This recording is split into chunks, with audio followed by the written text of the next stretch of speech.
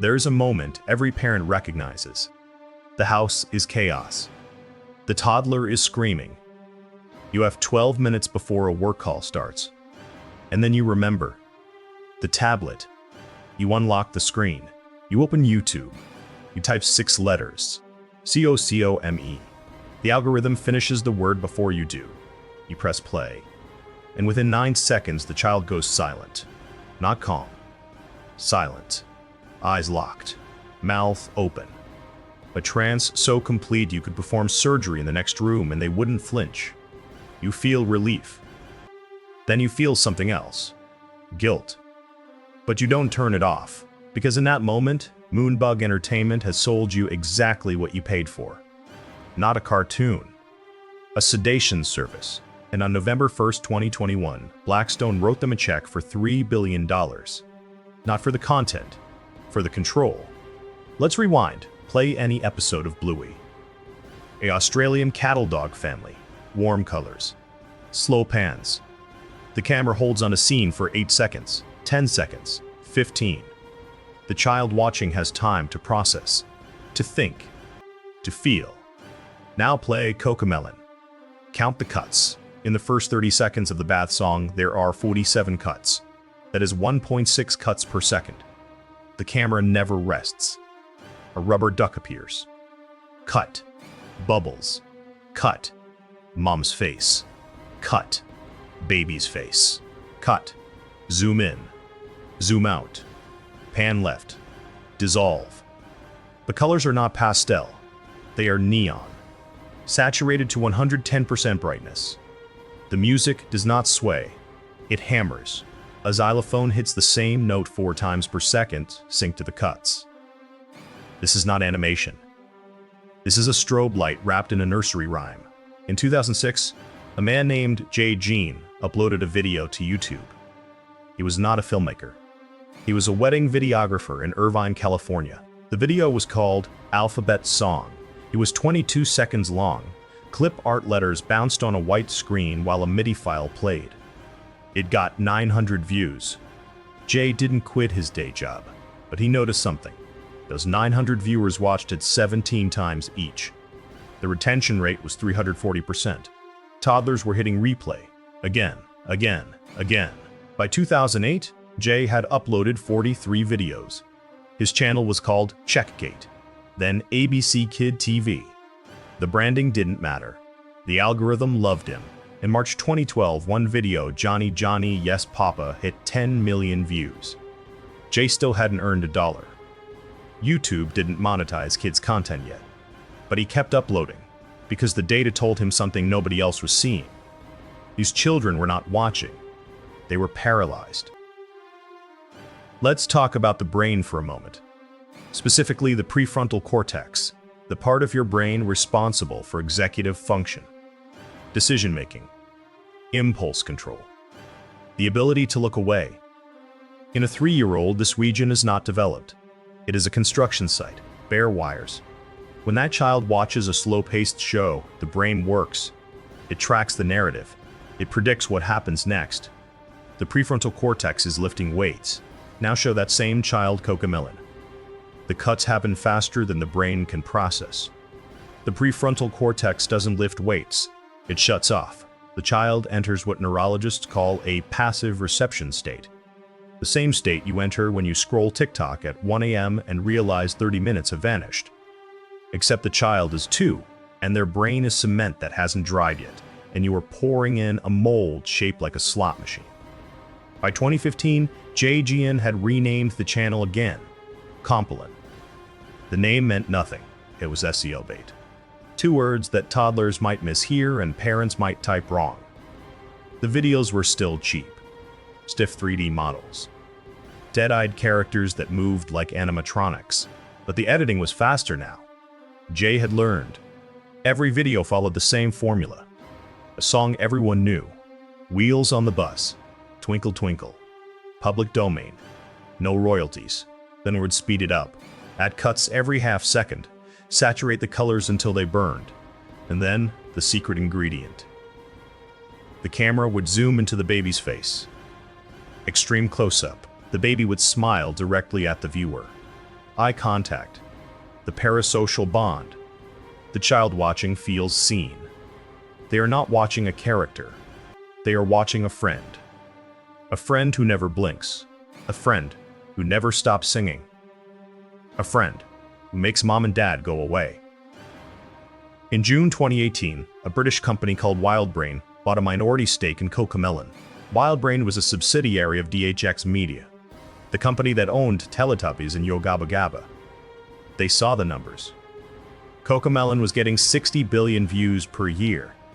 That was more than the NFL, more than Marvel, more than every late-night talk show combined. But Cocomelon had 7 employees, no office, no PR team. Jay Jean was still running it out of his garage in Irvine. WildBrain offered him $12 million for 10% of the channel. Jay said no, not because he wanted more money, because he didn't want partners. He wanted speed. Every focus group, every executive note, every brand safety meeting would slow him down. And slow was death. The algorithm rewarded volume. In 2018, Cocomelon uploaded 4 videos per week. By 2019, they were uploading 12. Each one precisely 8 minutes and 30 seconds long. Not because that was the right length for a story, because that was the threshold where YouTube would show 2 ads instead of 1. Then came the call. February 2020. A man named John Robson, former Disney executive, former BBC executive, the man who sold the Teletubbies format to 120 countries. He was building something new, a roll-up, a holding company for YouTube Kids content.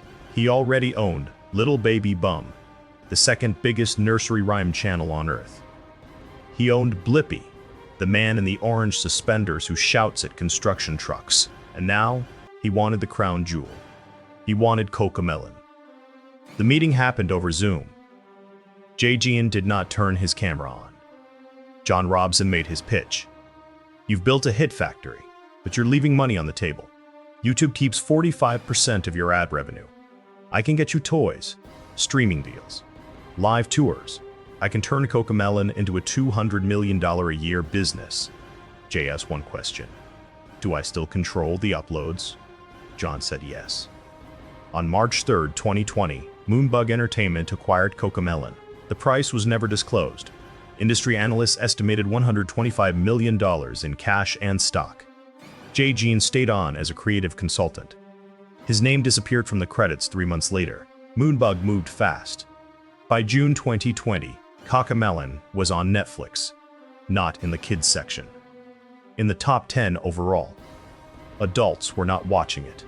But it didn't matter. A household counted as a view if the show played for 90 seconds. And Cocomelon was always playing. Parents called it Compline crack. Message boards filled with confessions. My son screams if I turn it off. My daughter wakes up asking for JJ. JJ was the baby, the main character. He had no personality, no arc. He was a vessel, a blank-faced avatar that toddlers could project onto. In August 2020, a pediatrician named Dr. Jody Carrington posted a TikTok. She called Cocomelon a drug. She said the overstimulation was equivalent to giving a child a shot of dopamine every 3 seconds. The video got 4 million views. Moonbug did not respond. They didn't have to. That same week, Cocomelon became the most watched show on Netflix in the United States. Not the most watched kids show. The most watched show. Period. John Robson saw the future. He wasn't running a studio. He was running a pipeline. Acquire the biggest channels. Professionalize the content. Strip out the creators. Replace them with offshore animation studios in Malaysia and India, where you could produce an episode for $8,000 instead of $80,000. Then monetize across 7 platforms. YouTube ads, Netflix licensing, Amazon Prime, Hulu, Roku, Toys at Target, a Cocomelon live tour where a man in a JJ costume would stand on stage and do nothing while the show played on a screen behind him. Tickets were $40. Every show sold out. By December 2020, Moonbug had 15 brands. Cocomelon, Little Baby Bum, Blippi, Morphly, Arpo, Gecko's Garage, names you'd never heard, channels with 40 million subscribers each. John Robson had built a content cartel. And then he made the call to Kevin Mayer. Kevin Mayer was the former head of Disney Plus, the man who launched the platform that got 100 million subscribers in 18 months. He had left Disney in 2020 after losing the CEO race to Bob Chapek. Now he was advising private equity firms, telling them where to put their money. And he told Blackstone one word: Moonbug. On November 1st, 2021, Blackstone acquired Moonbug Entertainment for $3 billion. $3 billion, for a company that had existed for 22 months. The press release called it a global leader in children's entertainment. The financial documents told a different story. Moonbug had revenue of $250 million in 2021. That meant Blackstone paid 12 times revenue. For context, Disney trades at 2.5 times revenue. Netflix trades at 5 times. Blackstone was not buying a media company. They were buying a behavior modification system. A platform that could hold a child's attention longer than any toy, any book, any human being. And they were betting that every parent on Earth would pay anything for 10 minutes of silence. The war started quietly. Most wars do. In January 2022, 3 months after the Blackstone deal closed, a television executive named Joe Brum got a phone call. Joe created Bluey, the Australian cartoon about a cattle dog family that played pretend games. It was the opposite of Cocomelon. Slow, warm, 7-minute episodes where the camera held still long enough for a child to think. In 2021, Bluey was the second most watched show on Disney Plus, second only to The Mandalorian. Joe got offers every week: toy companies, theme parks. A studio wanted to make a Bluey movie with a $90 million budget. Joe said no to all of it. He made 26 episodes per year. That was the limit. Because more than that, the quality would slip. And if the quality slipped, it would stop being Bluey. It would become content. The phone call in January was different. It was from John Robson. Moonbug wanted to buy Bluey. Not license it. Buy it. Joe asked how much. John said, "We're flexible." Joe said, "It's not for sale." John said, "Everything is for sale. Let me send you the projections." The email arrived 20 minutes later. Moonbug estimated they could scale Bluey to 520 episodes within 3 years. They could generate $1.4 billion in retail sales by 2025. Joe read the email twice. Then he blocked the sender. But Moonbug didn't need Bluey. They had something better: volume. In February 2022, Moonbug launched a new show called Gecko's Garage. It was a car mechanic, Gecko, who fixed trucks. The animation was terrible. The gecko's mouth didn't sync with the words. His eyes were 2 different sizes. It didn't matter. Moonbug uploaded 5 episodes per week. Each one had 30 cuts per minute. Bright yellow and red vehicles. A xylophone soundtrack that never stopped. By April, Gecko's Garage had 18 million subscribers. Parents had never heard of it. Their children watched it for 4 hours a day. Moonbug had cracked the code. You didn't need characters. You didn't need stories. You needed stimulation. The brain didn't care if the show was good. It cared if the show was fast. Let's talk about the money for a second. In 2022, Cocomelon generated $440 million in revenue. YouTube ads brought in $180 million. Netflix paid $85 million for the streaming rights. Toys added another $120 million. The live tour, where a minimum wage actor stood on stage in a foam JJ head, brought in $22 million. The touring model was genius. Moonbug didn't pay for venues. Promoters bid for the rights. In Houston, a promoter paid Moon $45,000 up front for a single weekend at the Toyota Center. The promoter sold 9,000 tickets at $50 each. He lost money. Moonbug didn't care. They had already been paid. The show itself lasted 40 minutes. 20 minutes of that was the kids screaming for the characters. The other 20 was the Cocomelon episode projected on a screen. No plot. No interaction. Just the video. The same video the child could watch at home for free. But parents paid because the child demanded it. And a child who watches Cocomelon for 6 hours a day does not ask. They demand. In June 2022, a whistleblower leaked an internal Moonbug document. It was titled Retention Engineering Q2 Benchmark Report. The document was 63 pages long. It broke down every show in the Moonbug library by engagement metrics. Average view duration, replay rate, tantrum frequency when the show was turned off. That last one was measured by customer service emails. Parents writing in to say, "My child screams when I turn off Blippi. Is this normal?" Moonbug had coded the emails. Green, no complaints. Yellow, mild distress. Red, severe tantrum lasting more than 10 minutes. The goal was red. If a show didn't generate red level dependency, it was canceled. The document included a chart. Cocomelon had a 74% red rating. That meant 3 out of 4 parents reported their child had a meltdown when the show ended. Blippi was at 52%. Little Baby Bum was at 48%. The document included a quote from a behavioral consultant Moonbug had hired. His name was Dr. Arjun Patel, a former slot machine designer for Caesar's Palace in Las Vegas.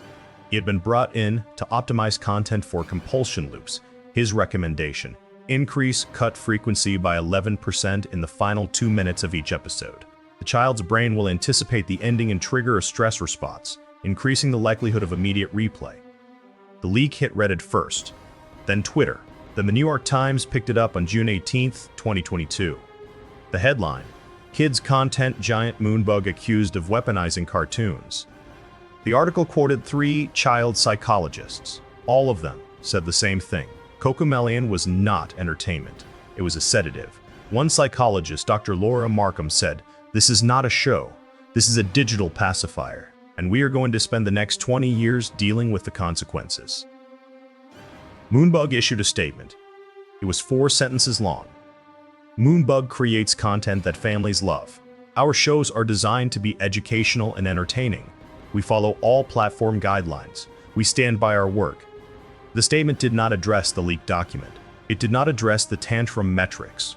It did not address Dr. Patel, the slot machine consultant. The stock market didn't care. Blackstone was a private company.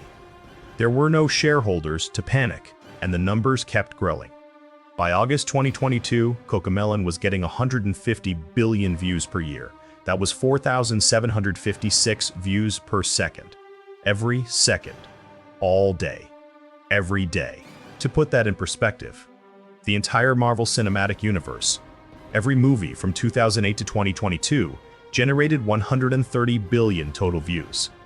Cocomelon beat that in 10 months. And it wasn't just America. Cocomelon was the #1 kids show in India, Brazil, Indonesia, Mexico, the Philippines, and Egypt. Moonbug had translated the videos into 27 languages, not with human translators, with AI voice clones. The mouth movements didn't match. The lip sync was off by half a second. It didn't matter. A 2-year-old in Jakarta watched the same way a 2-year-old in Kansas did. Eyes open, mouth slack, brain off. Then came the parents' revolt. It started in a Facebook group called Cocomelon Anonymous. The group was created in September 2022 by a mother in Portland named Sarah Vance. She posted a confession. "I let my son watch Cocomelon for 3 months. Now he doesn't respond to his name. He doesn't play with toys. He just stands in front of the TV and waits for me to turn it on. I feel like I broke him." The post got 4,000 comments in 6 hours. Other parents shared their stories. "My daughter forgot how to sleep without it playing. My son's speech therapist asked if he watches Cocomelon. When I said yes, she said that's the problem. I tried switching to other shows. He threw the remote at the wall." The group grew to 40,000 members in 2 weeks. They called themselves Cocomelon survivors. They shared strategies, cold turkey cutoffs, gradual reduction plans. One mother said she told her son that JJ, the Cocomelon baby, went on vacation. The child cried for 2 days straight. Another mother said she deleted YouTube from every device in the house. Her 3-year-old figured out how to re-download it. Moonbug did not acknowledge the group, but they adjusted the algorithm. In October 2022, parents started noticing something. When you typed Cocomelon into YouTube, the autocomplete suggestions changed. It used to suggest Cocomelon bath song or Cocomelon wheels on the bus. Now it suggested Cocomelon 24/7 live stream. Moonbug had launched a live channel. It played Cocomelon episodes back to back with no gaps, no end credits. no stopping point. The stream ran forever. Parents called it the infinite loop. A child could watch from 7 a.m. to bedtime and never see the same episode twice, or they could. It didn't matter. The brain didn't track narrative anymore. It just tracked stimulation. The live stream got 11 million concurrent viewers on its first day. That was more than the Super Bowl halftime show. In November 2022, the French government made a move. The Conseil supérieur de l'audiovisuel, France's media regulator, launched an investigation into Moonbug. They cited a 2018 law that banned content designed to exploit the developmental vulnerabilities of minors. The investigation focused on Cocomelon's cut frequency, color saturation, and audio patterns. A government-hired neurologist ran an EEG test on 20 children aged 2 to 4. Half watched Cocomelon, half watched Blippi. The Cocomelon group showed a 34% decrease in prefrontal cortex activity within 4 minutes. The Blippi group showed an 8% increase. The neurologist's report concluded. Cocomelon induces a state consistent with hypnotic induction. The child is not watching. The child is dissociating. The French regulator recommended a ban. On December 9, 2022, France became the first country to remove Cocomelon from state-funded preschools and daycare centers. Moonbug called it censorship. The French government called it child protection. Cocomelon's viewership in France dropped by 6%. Globally, it grew by 12%. Then Moonbug made their biggest play. In January 2023, they launched Cocomelon on Netflix. It was not the same show. It was a narrative series, 8 episodes, each one 22 minutes long. The children had names, arcs, and problems to solve. The animation was smoother. The cuts were slower, 40 cuts per minute instead of 90. It was an attempt to legitimize the brand, to prove Cocomelon could be more than a digital sedative. The show was reviewed by Common Sense Media, a non-profit that rates kids' content. They gave it 2 stars out of 5. The review said, Cocomelon has a story, but it still feels like watching a screensaver. The characters are flat, the pacing is uneven, and it lacks the heart that makes shows like Blippi resonate. The review didn't matter. Cocomelon debuted at number 2 on Netflix's global top 10. Within a week it was number 1, not because it was good, because children who were raised on Cocomelon would watch anything with JJ's face on it. Moonbug had not created a show. They had created a brand dependency, a parasocial contract, and the children honored it. Behind the scenes, cracks were forming. In March 2023, 3 animators who worked on Cocomelon quit and posted a joint statement on LinkedIn. They didn't name Moonbug directly, but the message was clear. We were told to ignore story, to ignore character, to focus on stimulation per second. We were given a manual that told us where to place camera cuts to maximize eye lock. We were designers being asked to build a cage. The post got 19,000 likes. Moonbug's legal team sent cease and desist letters. The animators took the post down. But screenshots lived forever. One of the animators gave an anonymous interview to The Guardian on April 2, 2023. The quote, "We knew what we were doing. We knew it was bad for kids. But the pay was good, and they told us, if you don't make it, someone else will. So we made it." The turning point came on a Tuesday, May 16, 2023. A kindergarten teacher in Nashville named Emily Torres posted a TikTok that went viral in ways Moonbug could not control. Emily had been teaching for 11 years. She filmed herself in her classroom after the kids had gone home. Her voice was steady, but her hands were shaking.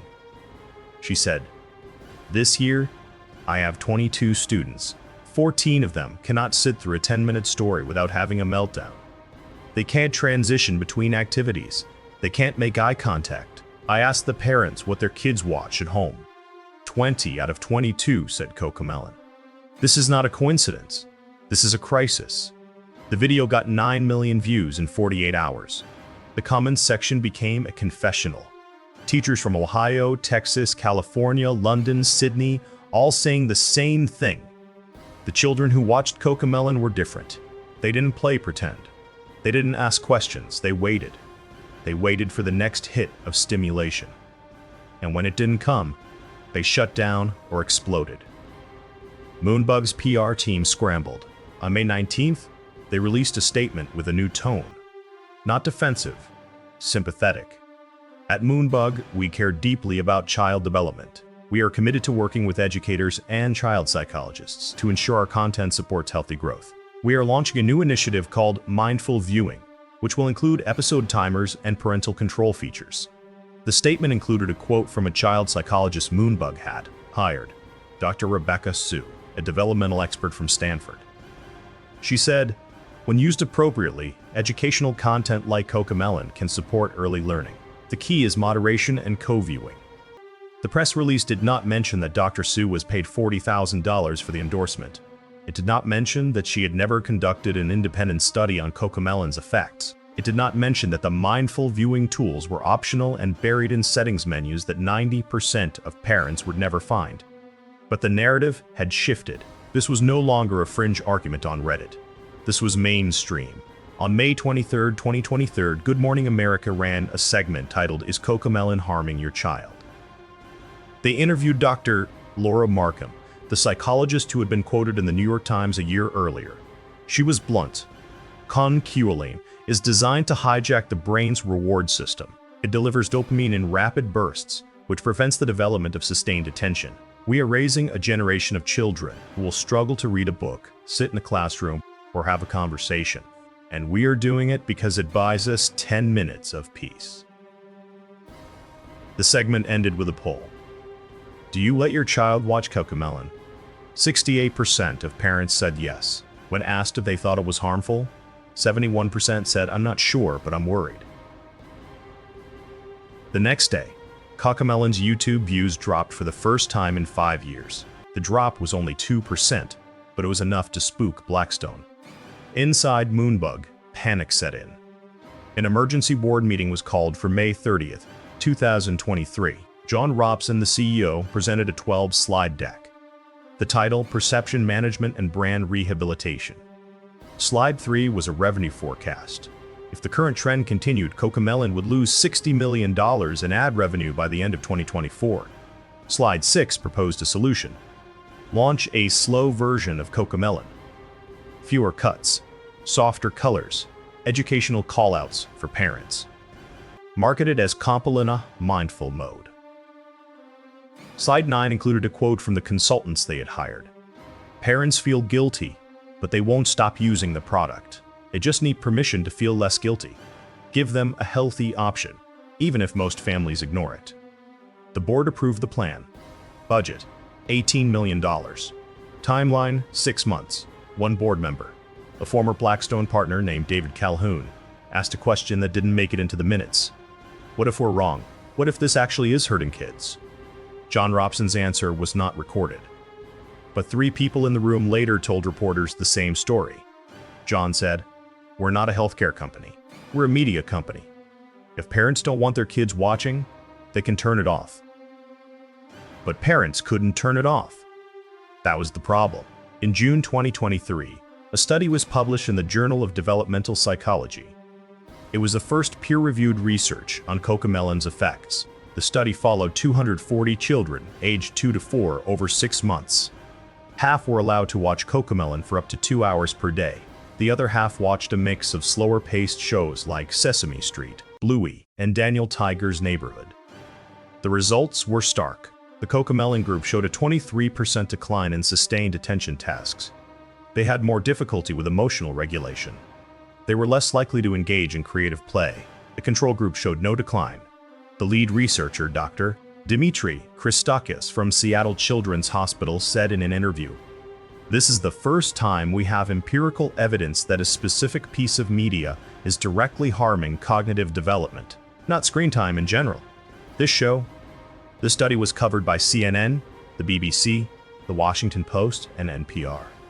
Moonbug did not comment. Their lawyer sent a letter to Dr. Christakis accusing him of bias and demanding access to his raw data. He released it publicly. The findings held. The backlash reached a tipping point. In August 2023, the American Academy of Pediatrics updated its screen time guidelines for the first time in 4 years. The new guidelines included a specific warning. Avoid programs with rapid scene changes, intense stimulation, or content designed to capture attention through overstimulation. rather than narrative engagement. They didn't name Cocomelon. They didn't have to. Every parent knew what they were talking about. Pediatricians started handing out flyers. High stimulation content and your child's brain, what you need to know. Cocomelon was listed by name. So was Blippi. So was Little Baby Bum. All Moonbug properties. The flyers included a QR code linking to a website, screensense.org. The site was run by a coalition of child psychologists, educators, and neurologists. It included a database of kids' shows ranked by stimulation intensity. Cocomelon was rated 9.4 out of 10. The highest score, the description, extremely high cut frequency, overstimulation risk, not recommended for children under 5. Bluey was rated 2.1. The site got 4 million visitors in the first month. Moonbug fought back the only way they knew how. They spent money. In September 2023, they launched a $25 million ad campaign called Cocomelon Brings Families Together. The ad showed diverse families cuddled on couches, singing along to Cocomelon songs, smiling parents, happy toddlers. The tagline, learning, laughing, and loving together. The ads ran on Hulu, YouTube, Instagram, and during NFL broadcasts. They were professionally shot, emotionally manipulative, completely hollow. Because every parent who had watched their child zone out to Cocomelon knew the truth. The child was not laughing, the child was paralyzed, and the family was not together. The family was separated by a screen that the child could not look away from. The ad campaign failed, not because people didn't see it, because it reminded them of what they were afraid of. By October 2023, Moonbug's valuation had dropped. Blackstone had not released official numbers, but 3 sources inside the firm leaked estimates to Bloomberg. The company was now worth $2.4 billion, down from $3 billion, a 20% loss in less than 2 years. Blackstone was not panicking yet. They were long-term holders, but the trend was undeniable. For the first time in Moonbug's history, growth had stalled. Cocomelon's subscriber count had plateaued at 173 million. New parents were choosing differently. They were choosing Bluey. They were choosing Sesame Street. They were choosing anything that didn't make them feel like they were poisoning their child. The cultural tide had shifted. Cocomelon had become a symbol, not of convenience, of failure, of the moment a parent chose silence over their child's brain. In December 2023, Moonbug made a desperate move. They hired Rene, the shame researcher and best-selling author, to consult on a new campaign. Rene was paid $500,000 for 3 months of work. Her job was to rebrand parental guilt into parental empowerment. She recorded a video that Moonbug posted on Instagram. She sat in a cozy chair, hands folded, and spoke directly to the camera. "I want to talk to the parents who are scared, who feel shame about screen time. Let me tell you something. You are doing your best. Parenting is hard, and if Cocomelon gives you 10 minutes to breathe, that is not a moral failure. That is survival." The video got 2 million views. The comments section was brutal. "Rene, how much did they pay you? This is dystopian. You just told parents it's okay to sedate their kids." Rene deleted the video after 72 hours. She issued a statement saying her words had been taken out of context. She did not return the $500,000. And then, quietly, something else began to happen. The children who had grown up on Cocomelon were aging out. They were turning 5, 6, 7. They were entering elementary school, and teachers were sounding the alarm. In January 2024, a report from the National Education Association surveyed 12,000 teachers across the United States. The question: have you noticed a decline in attention span and emotional regulation among students in the past 3 years? 84% said yes. The follow-up question: do you believe high stimulation media is a contributing factor? 91% said yes. The report included dozens of quotes from teachers. A second-grade teacher in Michigan: "I have students who cannot read a paragraph without getting up and walking around. They say they're bored, but they're not bored. They're understimulated. They've been trained to need chaos." A first-grade teacher in Arizona: "I had a student tell me that reading was too slow. She is 6 years old." A kindergarten teacher in Vermont: "I asked my class to draw a picture of their family. 8 kids drew themselves sitting in front of a TV. alone. The long-term damage was no longer theoretical.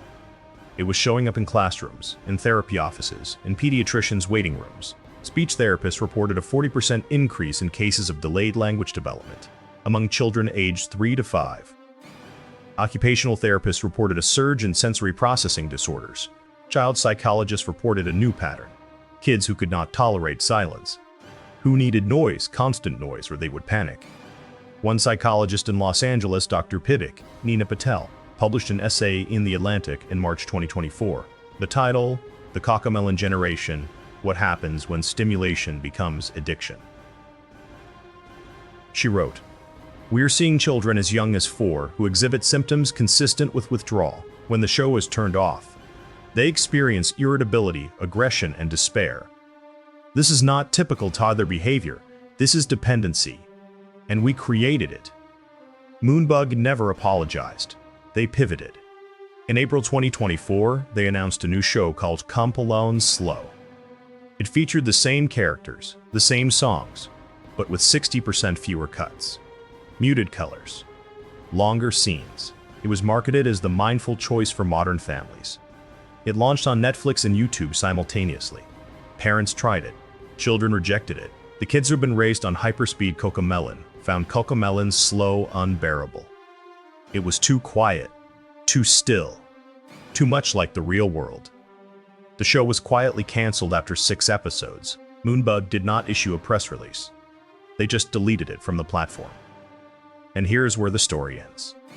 Not with a crash, not with a government ban, not with a lawsuit, but with a quiet, creeping realization that spread through millions of homes.